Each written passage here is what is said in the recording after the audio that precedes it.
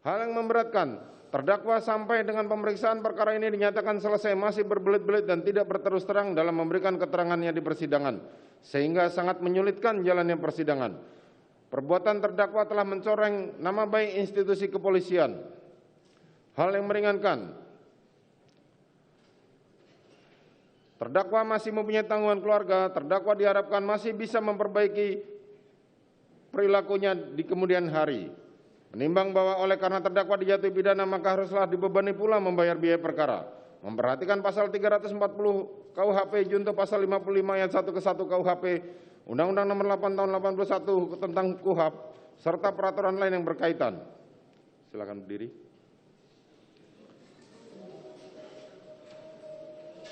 Mengadili. 1. Menyatakan terdakwa atas nama Ricky Rizal telah terbukti secara sah dan meyakinkan bersalah melakukan tindak pidana turut serta melakukan pembunuhan berencana. Menjatuhkan pidana terhadap terdakwa tersebut dengan pidana penjara selama 13 tahun.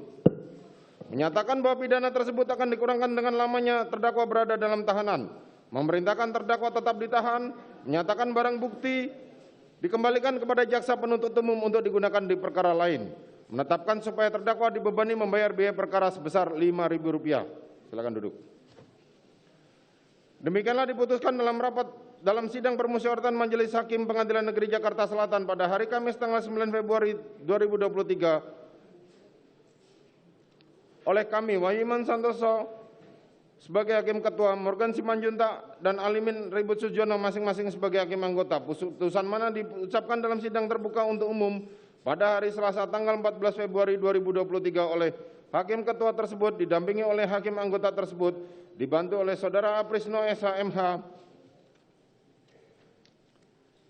sebagai panitera pengganti pada Pengadilan Negeri Jakarta Selatan, serta dihadiri oleh Rudi Irawan dan kawan-kawan penuntut umum dan terdakwa serta para penasihat hukumnya.